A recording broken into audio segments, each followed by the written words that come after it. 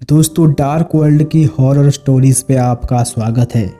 आज मैं आपके लिए लेकर आया हूँ उत्तरी अमेरिका की जंगलों में पाए जाने वाला नरभक्षी वेंडिगो की खौफनाक कहानियाँ।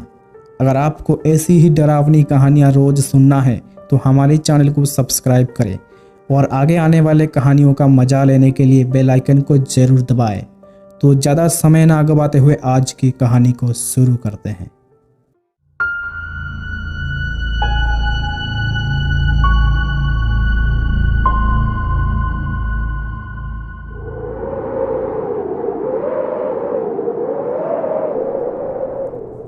सर्दियां अब शुरू हो चुका है, जिससे कुछ पुराने यादें ताज़ा हो रहे हैं। कुछ यादें जो बहुत आनंद देती है और कुछ यादें जो एक बुरे सपना बन चुका है। हेलो एवरीवन, मैं चार्ली। ये मेरी कहानी है। मैं पूर्वी कनाडा की एक बासिंदा हूँ। पूर्वी कनाडा 80% जंगलों से घिरा हुआ है। अगर कोई इंसान उस घने बर्फीले जंगल में खो जाता है तो लोग उसे मरा हुआ मानते हैं। आज से 4 साल पहले इन्हीं सर्दियों के मौसम में मैं और मेरे दोस्त जोनाथन दोनों एक खास और अनोखा जानवर की शिकार करने के लिए पहाड़ों में गए हुए थे। मैंने बचपन में उस पहाड़ी इलाके के बारे में कई सारे रहस्यमय किस्से सुने हैं। मैं हर वक्त सोचता था, आखिर ऐसा क्या है उन पहाड़ियों में जिसने सबकी दिलों में खौफ पैदा कर रखा है।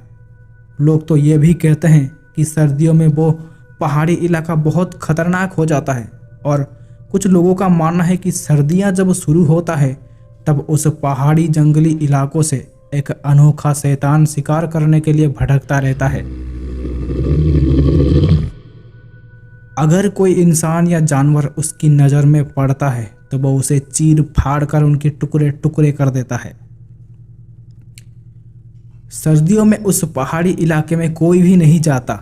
अगर कोई गलती से भी चला जाता है तो वो लौटता नहीं है। ये सारी बातें जानते हुए भी मैंने वहाँ पर जाने का फैसला किया, क्योंकि मैं एक शिकारी वंश से हूँ।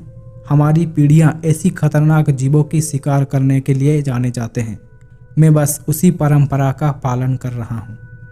मैं और मेरे साथी जोनाथन, हम दोनों पहले आर्मी में थे।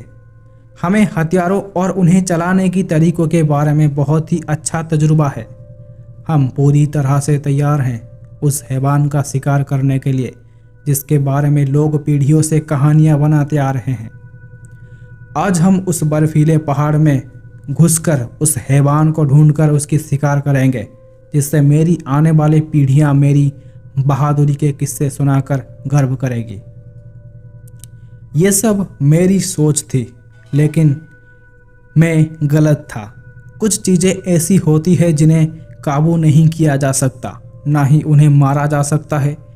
वो अमर होते हैं और खून की प्यासे होते हैं। उन्हें सिर्फ इंसानों की खून की तलब होता है।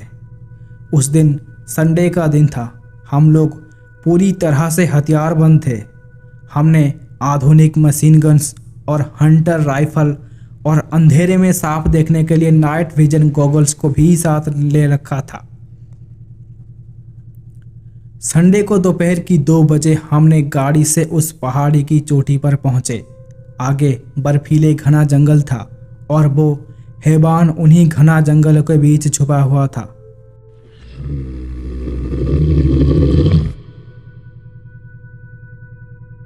हमने उस पहाड़ की चोटी पर टेंट लगाया। हम रात होने का इंतजार करते रहे। जैसे जैसे सूरज ढल रहा था, पहाड़ की चोटी पर ठंड धीरे धीरे बढ़ने लगा था और चारों तरफ कोहरा छा गया था। ऐसे में हमें कुछ दिख नहीं रहा था, तो हमने टॉर्च लाइट को ऑन रखा और आग जलाकर शरीर को गर्म करते रहे। कुछ समय बीतने के बाद हमें झाड़ियों में कुछ हलचल नजर आया। वहां पर कुछ था जिसकी बड़ी बड़ी सींग था। हमने बिना सोचे उस पर गोलियां चलाई और वो जानवर वहीं पर ढेर हो गया। हमने जब करीब से जाकर देखा तो हमें पता चला कि वो तो बस एक मामूली सा हिरन था। हमने बंदूकों को रीलोड किया और उस हिरन की एक टांग को काटकर हमने एक जाल बिछाने के बारे में सोचा। हमें जंगल में एक ऐसी जगह चाहिए था जहां पर 2 बड़ी बड़ी पेड़ हो और वो पेड़ इंसान की चढ़ने लायक हो। हमें एक जगह मिल गई थी। वो जगह एकदम साफ था और शिकार को फंसाने के लिए एकदम परफेक्ट था।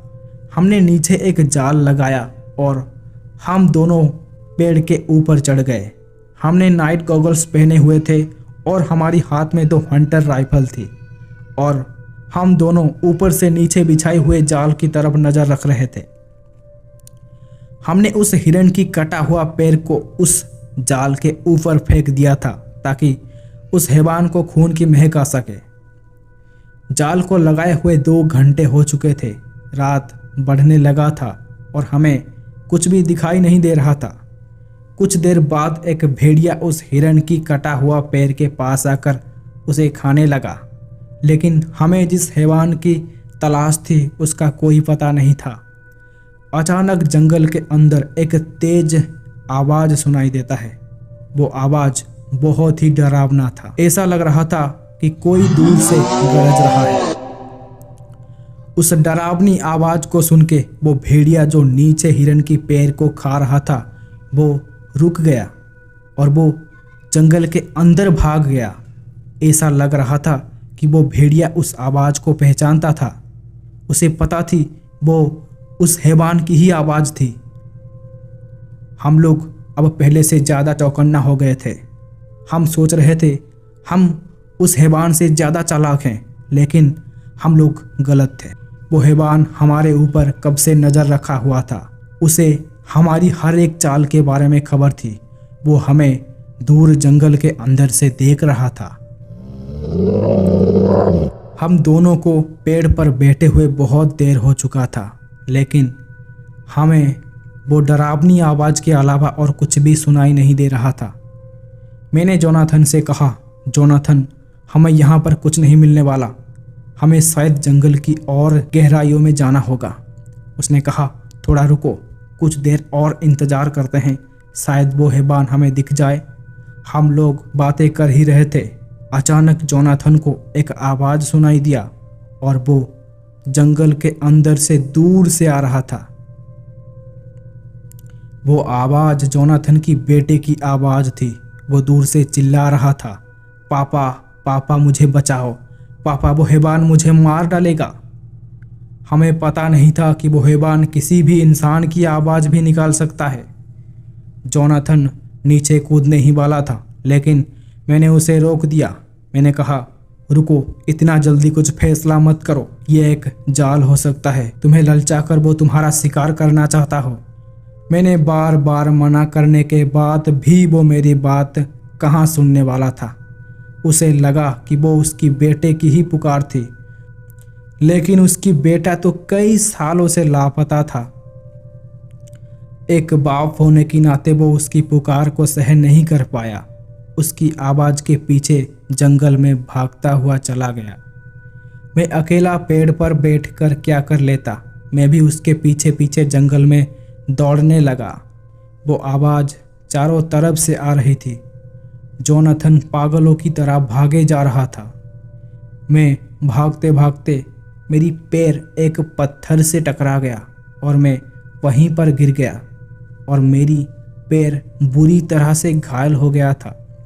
जोनाथन लगातार उस आवाज़ के पीछे भागे जा रहा था।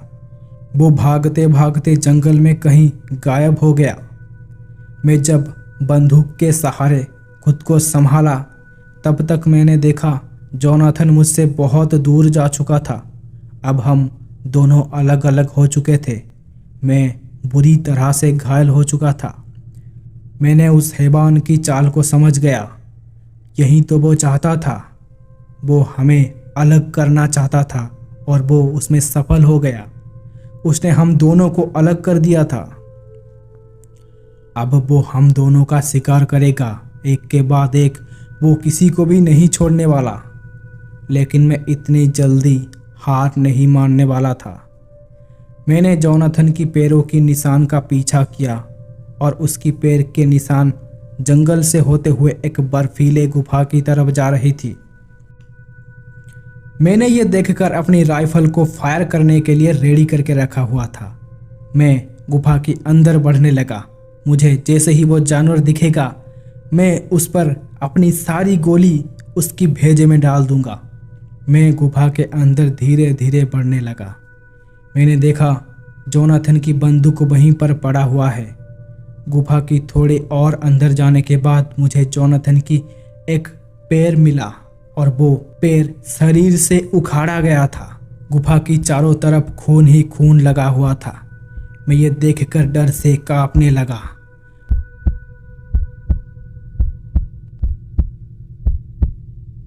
थोड़ा और आगे जाने पर मुझे जोनाथन की बॉडी मिला। मैंने पास जाकर देखा, उसकी शरीर में चारों तरफ पंजों के निशान थे और उसकी दिल और उसकी आंखों को किसी ने नोच लिया था। ये भयानक काम उसी खूंखार हैवान का था। जोनाथन के मृत शरीर को देखकर मुझे डर के बदले जोश ज़्यादा आने लगा। मैंने मन में ठान लिया था, अगर यहाँ से जिंदा निकलूंगा तो उस शैतान को मार कर ही निकलूंगा।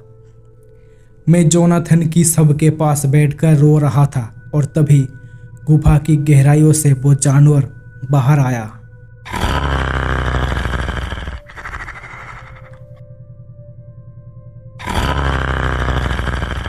गुफा में बहुत अंधेरा था।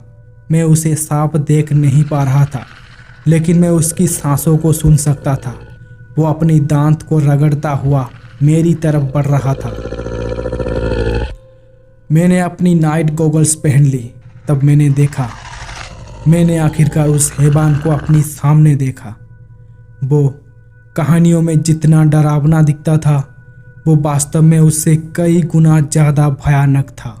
वो दिख तो एक इंसान की तरह ही था, लेकिन वो कोई इंसान नहीं था। उस हैवान की बड़े बड़े पंजे थे और उसकी सिर एक हिरन की जैसा था और उसकी पेट पतला और अंदर घुसा हुआ था। बचपन में मैं जिस खूंखार हैवान के बारे में सुनते आ रहा था, वो असल में एक वेंडिगो था। वेंडिगो दिखने में इतने भयानक होते हैं, ये तो मैं सपने में भी नहीं सोच सकता था। मैं डर से कांप रहा था, लेकिन फिर भी मेरे शरीर में जितना बल बचा हुआ था, मैंने उसे सबका इस्तेमाल करके अपनी राइफल की नली को उसकी ओर करके खड़ा रहा। मैंने कहा, आगे मत बढ़ना, नहीं तो मैं गोली चला दूंगा। मेरी बात सुनकर वो हैवान जोर जोर से हंसने लगा और वो अपनी मुंह से बोला। उसने कहा, भाग जाओ। वो चाहता तो मुझे वहीं पर एक झटके में मार सकता था, लेकिन उसने ऐसा किया नहीं। शायद जोनाथन को खाकर उसकी भूख मिट चुका था, या फिर वो अपनी होने की सबूत देना चाहता था। चाहे कुछ भी वजह हो, उसने मुझे जिंदा छोड़ दिया और मैं उस बर्फीली रातों में लंगड़ाते हुए अपनी गाड़ी के पास पहुंच गया और वहां से घर चला गया। जब भी सर्दियां आता है, मुझे वो खूंखार हैवान वेंडिगो हर जगह नजर आने लगता है। ऐसा लग रहा है कि वो मेरी दिमाग के अंदर अपने घर कर चुका है।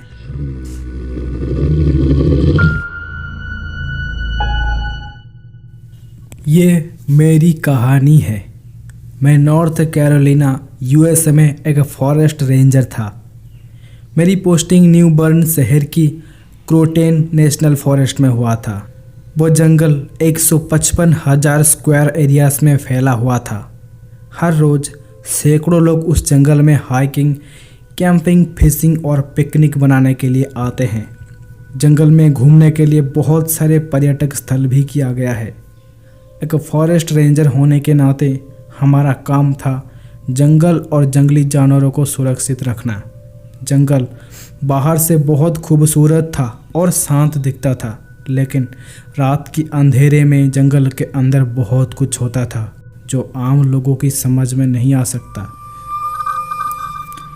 जंगल के अंदर कुछ ऐसी जगह थी जहाँ पे पर्यटकों को जाने से हमने प्रतिबंध लगाया हुआ था, क्योंकि उन एरियाज में छुपा था जंगल की काले राज जो सिर्फ हम रेंजर्स को ही पता थी। हम ये बात आम लोगों से छुपा कर रखते थे ताकि जो पर्यटक यहाँ पर घूमने आए उन्हें ये जंगल सेफ लगे। मेरी नई पोस्टिंग हुआ था। मैं इस जंगल के बारे में ज़्यादा कुछ नहीं जानता था। मेरे ऊपर जो ऑफिसर्स थे जो काफ़ी समय से यहाँ पर ड्यूटीज़ कर रहे थे, मेरी उनसे ज़्यादा बातचीत नहीं हुई थी। मुझे बस ऑर्डर मिला था, मुझे पर्यटकों को उस प्रतिबंधित एरिया से दूर रखना होगा। मुझे खुद भी वहाँ पर जाने की अनुमति नहीं थी। हम उन रेस्ट्रिक्टेड एरियाज़ को अलग अलग नाम दे रखा था। मेरी एरियाज़ के अंदर 3 रेस्ट्रिक्टेड जोन्स थी। उनका नाम था जोन ए, जोन डी और जोन सी, जहाँ पे मैं रात की समय में पेट्रोलिंग करता था। एक रात में जोन ए से होकर जोन डी की तरफ जा रहा था। बीच रास्ते में मैंने किसी की चीख सुना।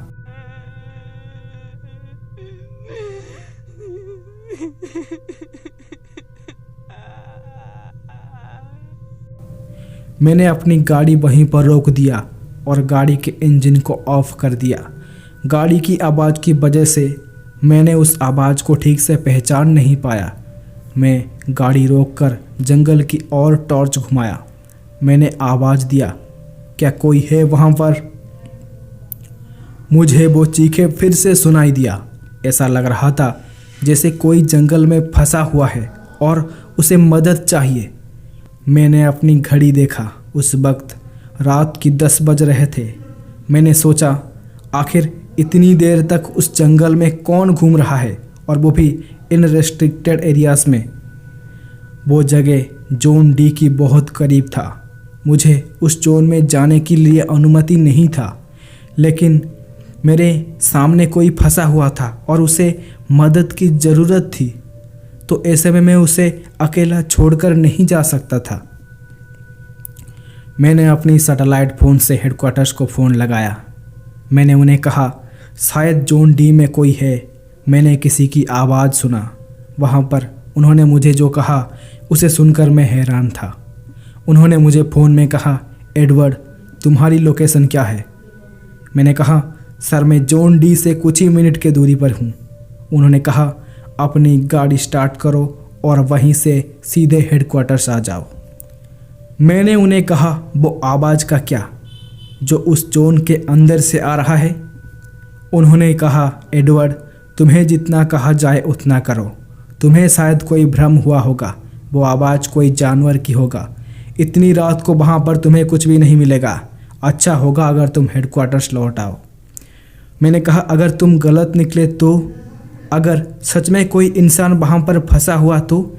ऐसा भी तो हो सकता है कि कोई जंगल में हाइकिंग करने के लिए आया होगा और वो रास्ता भटक गया होगा। मैं उनसे बहस किए जा रहा था और वो मेरी बातों को टाले जा रहे थे। ऐसा लग रहा था कि उन्हें कुछ तो पता है उस जोन के बारे में, लेकिन वो मुझे बता नहीं रहे हैं। मैंने कहा, ठीक है सर, मैं वहाँ पर नहीं जाऊँगा, ओवर एंड आउट। मैंने कॉल कट कर दिया और अपनी गाड़ी पर वापस चला गया, लेकिन दिल है कि मानता नहीं था। मैं मन में सोच रहा था, अगर क्या होगा अगर सच में कोई इंसान वहाँ पर फंसा होगा तो? आखिरकार मैंने उस जोन के अंदर जाने का फैसला कर ही लिया।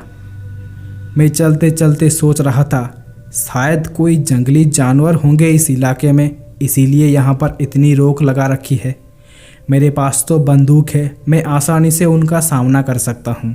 मैंने उस आवाज़ का पीछा करते हुए धीरे धीरे जंगल के अंदर जा रहा था। रात की कोहरे की वजह से जंगल एकदम धुंधला सा दिख रहा था।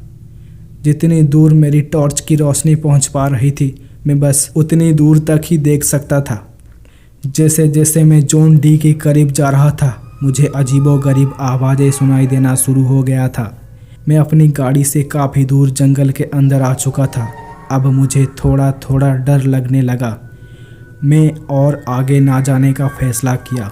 वो आवाज़ जिसका पीछा करते हुए मैं यहाँ पर आया था, वो आवाज़ अब सुनाई देना बंद हो गया था।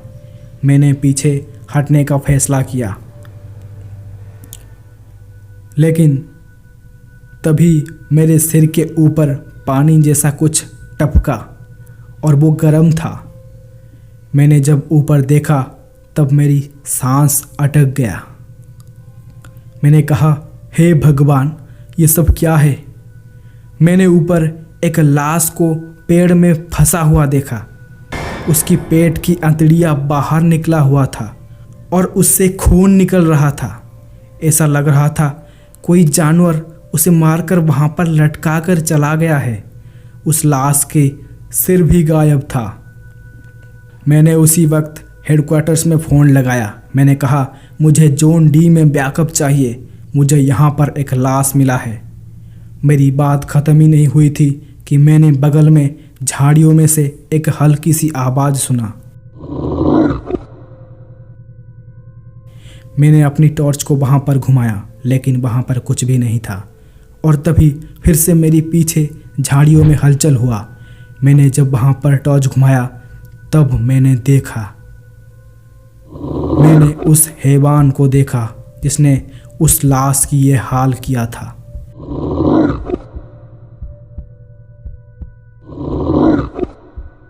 मैंने उसे देख लिया था। उसकी आंखें मेरी टॉर्च की लाइट से चमक रही थी। उसकी सिर पे बड़े बड़े सींग थे और वो आकार में मुझसे बहुत बड़ा और डरावना था। उसकी पंजे और दांतों में ताज़ा खून लगा हुआ था। उस हैवान को देखकर मेरा पूरा शरीर सुन्न पड़ गया।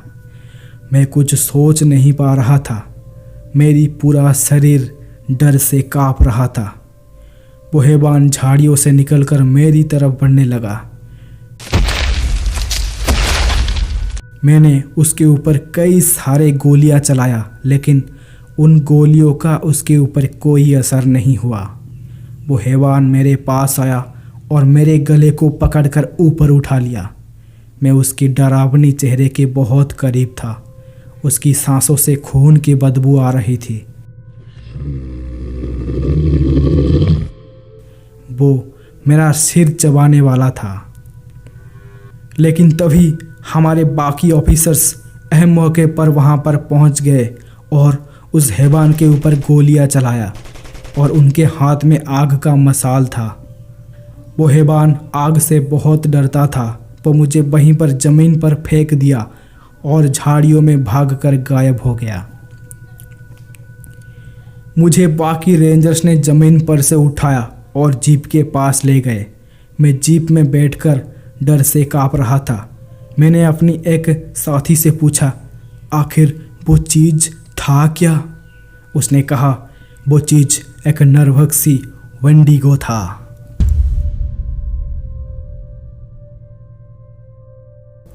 मैंने वेंडिगोस के बारे में सिर्फ कहानियों में सुना था, लेकिन आज मैंने उसे वास्तव में देख लिया है। वो कहानी से भी ज़्यादा डरावनी और खूंखार था। ये जंगल कोई आम जंगल नहीं है, ये तो वेंडिगोस का घर है। मुझे ऊपर से ऑर्डर्स मिला था।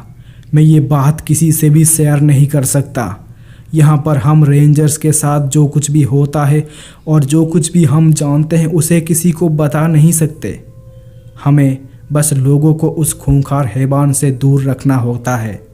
वो इनोसेंट लोग जो अपने परिवार के साथ यहाँ पर छुट्टियाँ बिताने इन जंगलों में घूमने आते हैं, उन्हें लगता है कि वो सुरक्षित हैं, लेकिन उन्हें नहीं पता कि इन जंगलों में उनकी मौत भूखा घूम रहा है।